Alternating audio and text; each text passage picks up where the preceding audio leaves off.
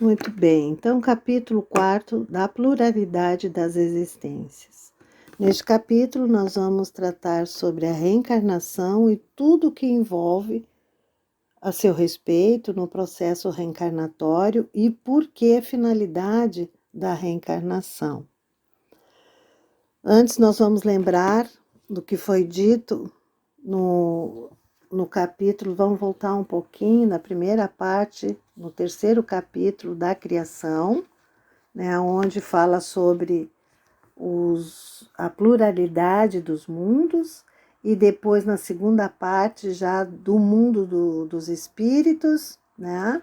Então tudo isso nós já vimos para dar a noção que existe, né, algum processo que nos auxilie nesses mundos, incluindo o nosso, algum processo de auxílio divino para que haja evolução em todos esses globos, né? Em todos os lugares habitados, que envolve os espíritos encarnados, desencarnados. Então, e esse processo chama-se reencarnação. O que é reencarnação? É a volta da alma, a volta do espírito à vida corpórea, mas em outro corpo, especialmente formado para ele e que nada tem em comum com o antigo, com o corpo físico antigo. Nós temos sim, que nós levamos, que nós já sabemos, estudamos, a nossa carga moral, né? Isso sim nós levamos. E quando nós voltamos, esse processo chamado reencarnação, nós voltamos com essa carga, né, moral ainda que precisa de burilamento, que precisa de uma transformação sempre para o melhor, sempre para o bem, voltado ao bem. Então, a lei da reencarnação é uma lei natural, ou seja, é uma lei divina,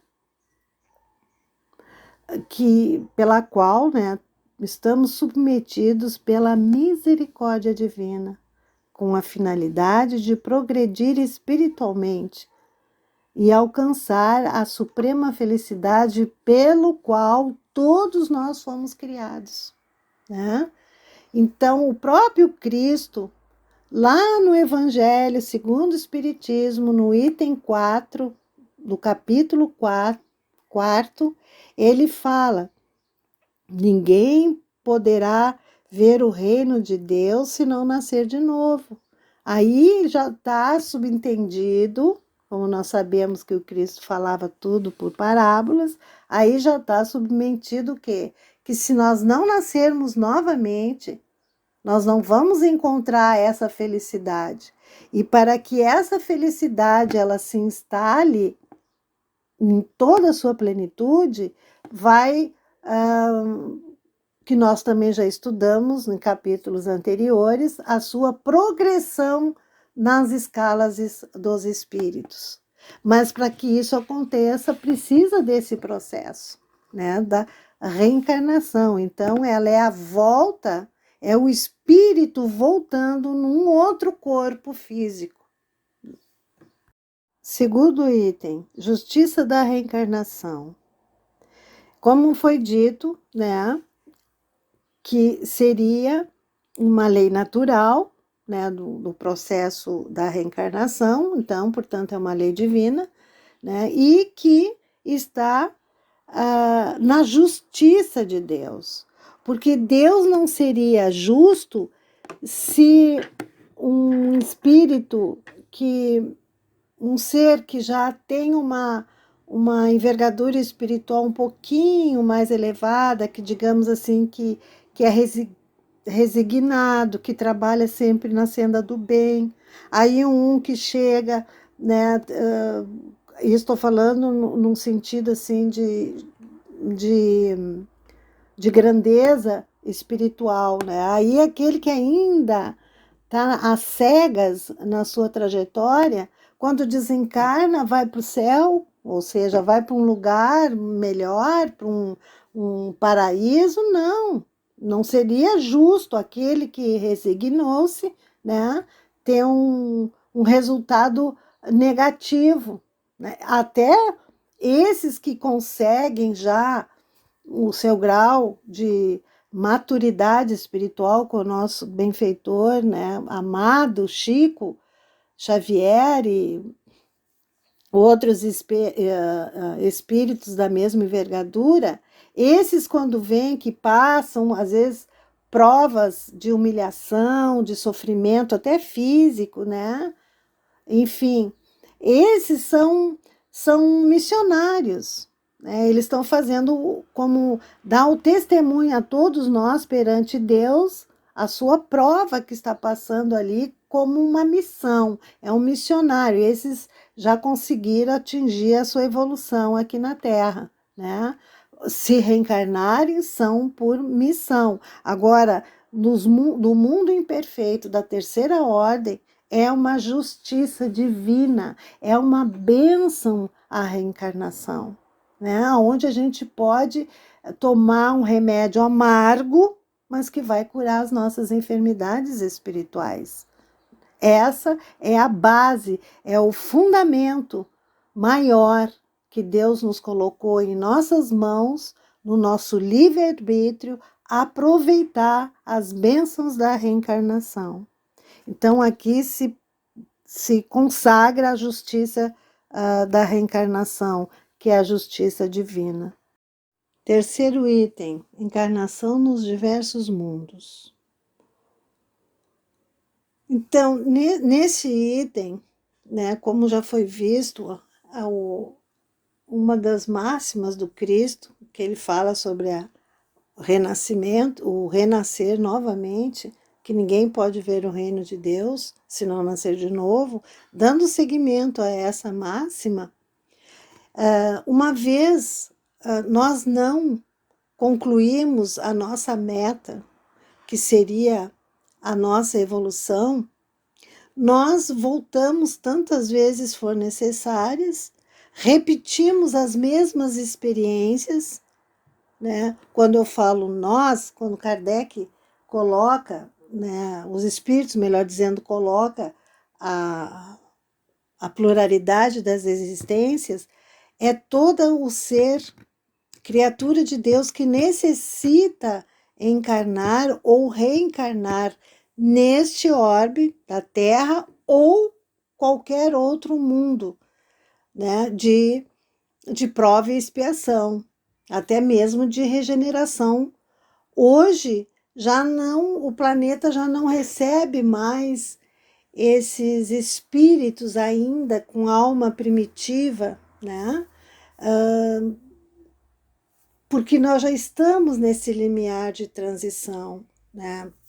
Nós aqui vão reencarnar espíritos que estão com essa proposta já materializada no seu ser, que já construíram esse segmento, né, que escolheram e que trabalharam em cima dessas escolhas, não que não já são perfeitos, nada disso. Eles estão construindo essa evolução através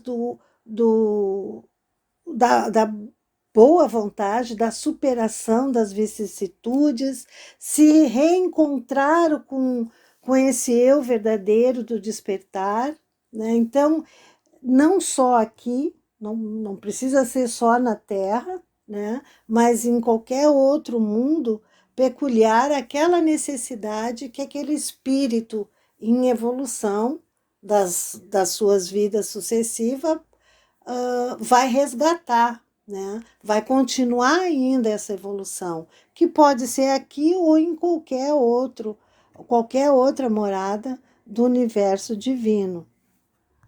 Isso porque Deus, na sua onisciência e onipresença em todos nós, em todos os lugares, né? O absoluto, ele sabe as necessidades e as tendências de seus filhos, então está sempre criando, né, os espíritos. Então, obviamente que esse grande universo divino também exista mundos ainda em formação, mundos ainda em primitivos, né, mundos primitivos que vão receber esses espíritos ainda endurecidos, ainda em formação de desenvolvimento espiritual.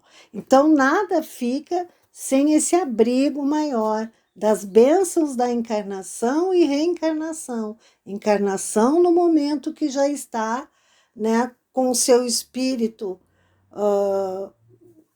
reencarnado, né, e pode sim espíritos encarnarem pela primeira vez em qualquer orbe dessa natureza, dessa ordem espiritual, né, para às vezes não progrediram em outro planeta mais evoluído e tiveram que vir para um planeta ainda mais hostilizado, né, mais animalizado. Como muitos de nós, né, já viemos de planetas também, já tecnicamente falando, né, usamos a inteligência mais na área da ciência, né, e deixamos aquela parte da moral ainda a desejar, então encarnamos num planeta que necessita, que nós necessitamos ainda deste planeta para que atingimos essa maturidade espiritual. Então, segue Kardec. Na questão 175, ele pergunta, né? Há vantagens em voltar a habitar a Terra? Nenhuma vantagem particular, a não ser que se volte a ela em missão, caso em que se progrida aí em qualquer outro planeta. Isso se refere, como nós anteriormente falamos, né? Para um espírito já mais evoluído reencarnar num planeta de prova e expiação, ou ele, né, tem uma missão, né, e também quer evoluir, né, quer progredir mais, né, a nível de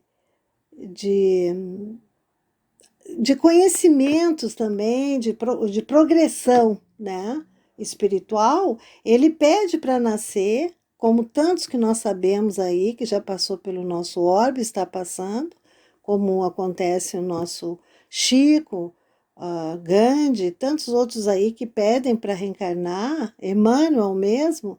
Então eles conseguem a sua melhoria, a sua condição espiritual para progredir, né? Nós já vimos essa escala da progressão dos espíritos, mas eles não têm mais provas a resgatar, ou melhor, expiação a passar. Eles vêm como missionários, né? E pergunta ainda Kardec, não seria melhor que continuar na condição de espíritos? Não, não, o espírito permaneceria estacionário e o que ele quer é avançar para Deus, é como na resposta anterior, né? Não tem sentido ficar na erradicidade para sempre, né? Principalmente pode num período X, né? Tem os mensageiros que ficam na erradicidade, nessas regiões mais inferiores, para auxiliar, mas eles estão labutando, eles estão também trabalhando, burilando os seus espíritos, né? Há necessidade ainda desses espíritos, né, de uma envergadura mais elevada moralmente, mas que precisam, por escolhas, né, às vezes por uma solicitação dos espíritos superiores, para continuarem ali nos auxiliando, né? Acontece a mesma coisa em todos os lugares do universo, né? Esses espíritos benevolentes vindo como missionários. Na questão 179, Kardec pergunta: os seres que habitam o mesmo mundo se encontram no mesmo grau de perfeição? Não. Em todos os mundos acontece o mesmo que ocorre na Terra. Os espíritos são mais adiantados que outros. Então, o que acontece? Esse grau de evolução, né, acontece em todos os outros mundos. Tudo tem o seu início. Tudo desde da criação, né? Em todo o orbe, tudo teve seu início. O que vai mudando, digamos assim, de categoria espiritual é o nosso adiantamento moral. E ele mais abaixo ele pergunta se, passando deste mundo para o outro, se o espírito conserva a inteligência ou se ela o perde. Não, a inteligência é sem dúvida um meio que o espírito pode, é um recurso que ele tem para se manifestar. E essa manifestação dessa inteligência é que vai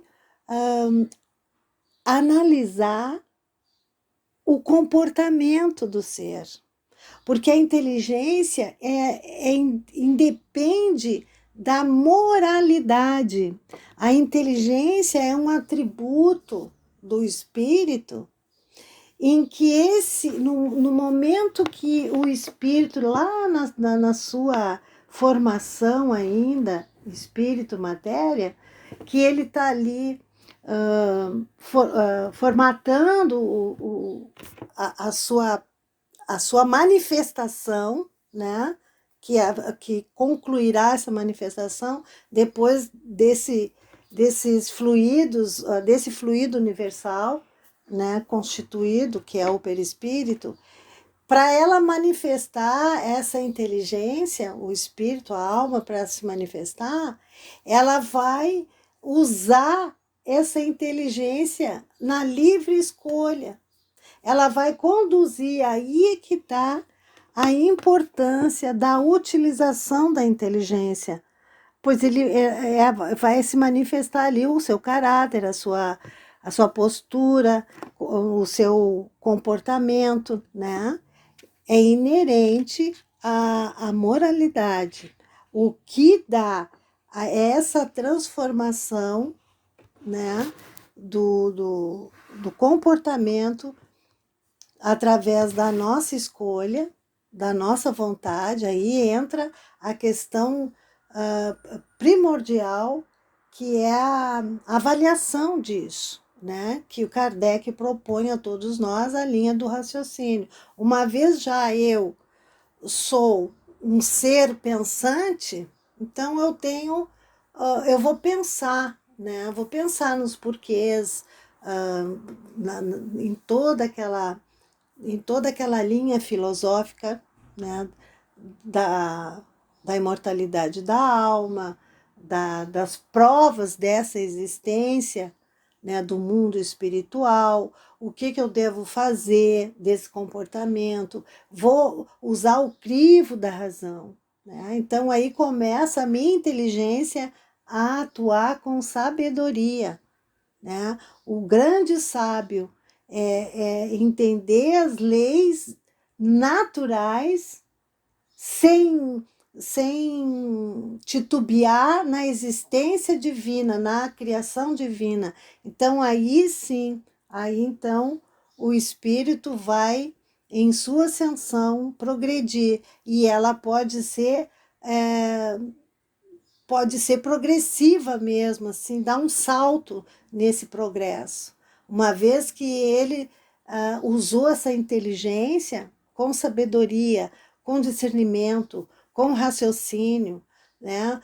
Confiar em Deus acima de tudo, fazer todo esse suporte, né, que hoje nós temos acesso, né, a este farol maior e com a lucidez e a fé, né, robusta, solidificada, né, nessa doutrina do Cristo. Item 6. Sexo dos espíritos. Neste item aqui, trata-se do gênero, né, dos espíritos. Ora, uma vez o espírito, que Deus criou os espíritos numa centelha, né, um clarão, sem forma, sem sexo, sem nada, né, do que podemos imaginar como trazer a figura, a imagem de um ser humano, né? Então ele criou simples e ignorantes, como nós já vimos, todo aquele processo, né, da Deus, matéria e espírito, né? Então, para o espírito se manifestar, precisa-se do quê? Do perispírito, né? Então, nesse molde do perispírito, uma vez vem no corpo feminino, outra vez vem no corpo masculino. E assim, essa evolução, num processo lento, né? Já utilizando a sua inteligência, né? Porque nós precisamos fazer as nossas experiências. Isso Kardec, os espíritos trazem para Kardec, né? Então eles perguntam: os espíritos têm sexo?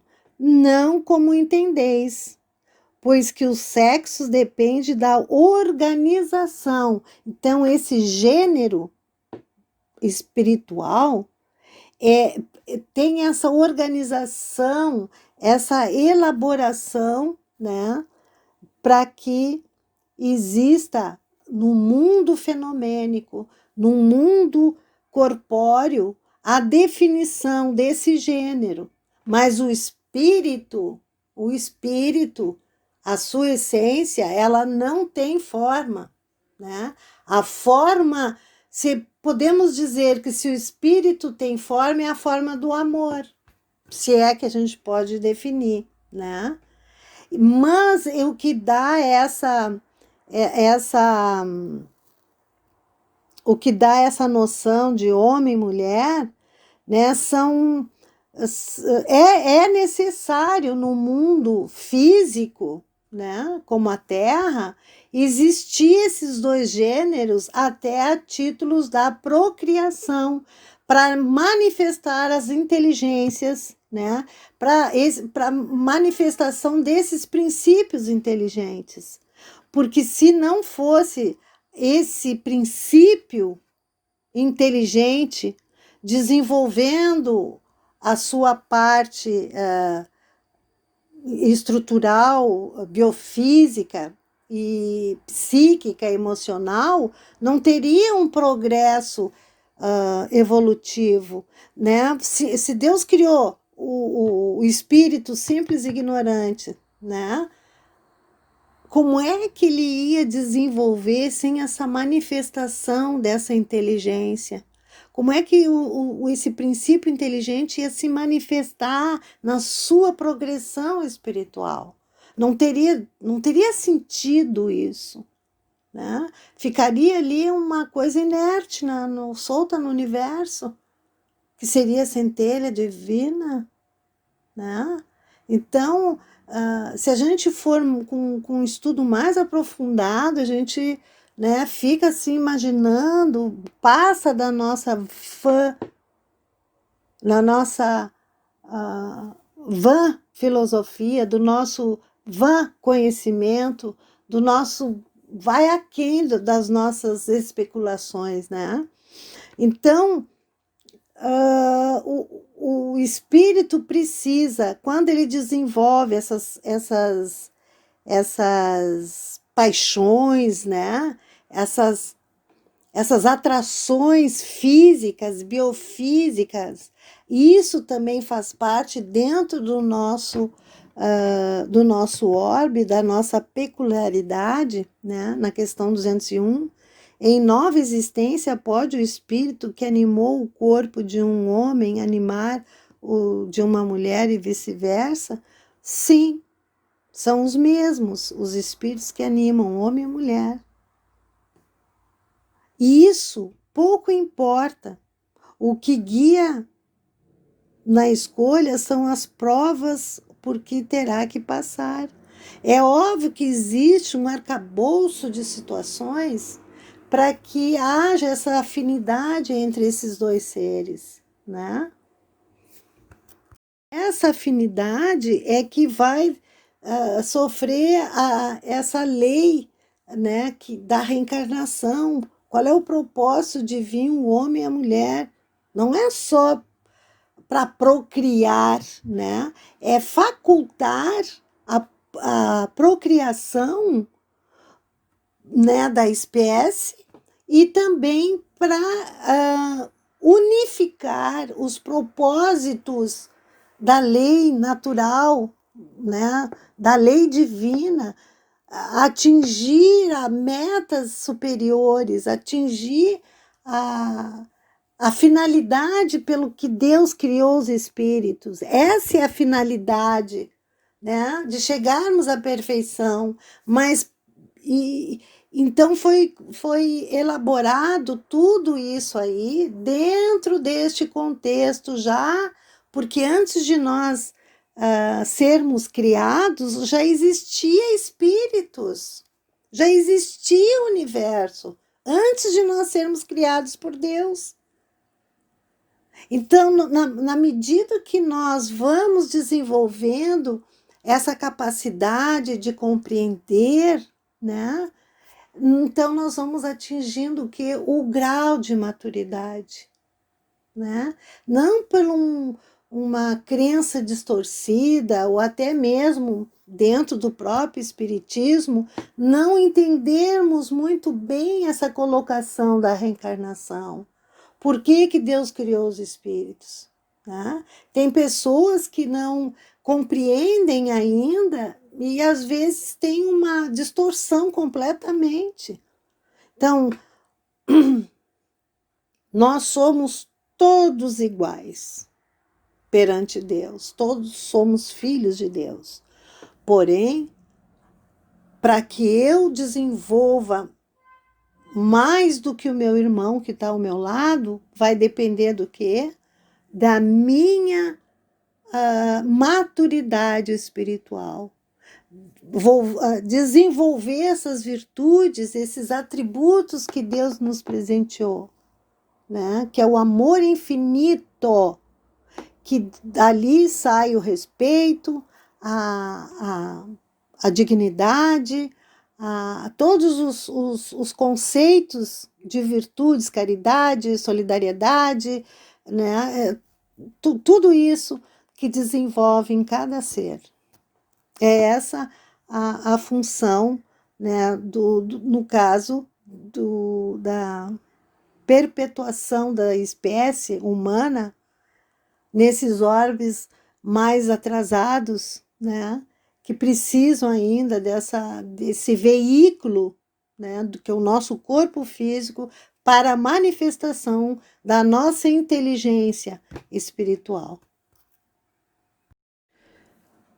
Item 5º, destinação das crianças depois da morte. Aqui trata-se do desencarne precoce dos espíritos, né, das crianças.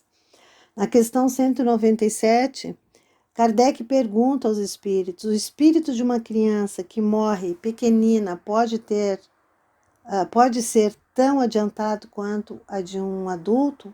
Eles respondem que às vezes é até mais, né, adiantado o espírito, porque pode acontecer que viveu muito mais e, portanto, já adquiriu maior soma de experiências, sobretudo se progrediu, né? Quer dizer, quando uma criança, né, desencarna precocemente, né, tenra idade, ali não se sabe se tem um espírito já muito evoluído, né? Passa às vezes por uma experiência dolorosa, por uma doença kármica, e é um período X que precisa ficar na Terra, né? Não, às vezes não precisa mais voltar. Acontece às vezes até no próprio ventre. Então, cada caso é um caso. Mas isso não significa que a criança que desencarnou precocemente não seja um espírito mais evoluído que os próprios pais, né? Cada caso, como eu falei, cada caso é um caso. Então, na medida que a criança, que o espírito, ele vai sofrendo as experiências sucessivas através das reencarnações, ela vai adquirindo esses conhecimentos, ela vai passando por certas provas ou por certas expiações, né? Então, são expiações muitas vezes para a criança e prova para os pais. E às vezes são as duas, são provas e expiações para a criança, mesmo ela sendo tão novinha, né? E muitas vezes, né, a gente vê essas crianças que estão vindo aí e passam por uma prova, uma expiação dessa natureza e dão uma força imensurável para os pais, né? Da onde vem aquela experiência, melhor dizendo, onde é que vem aquele comportamento? Vem das experiências passadas, né?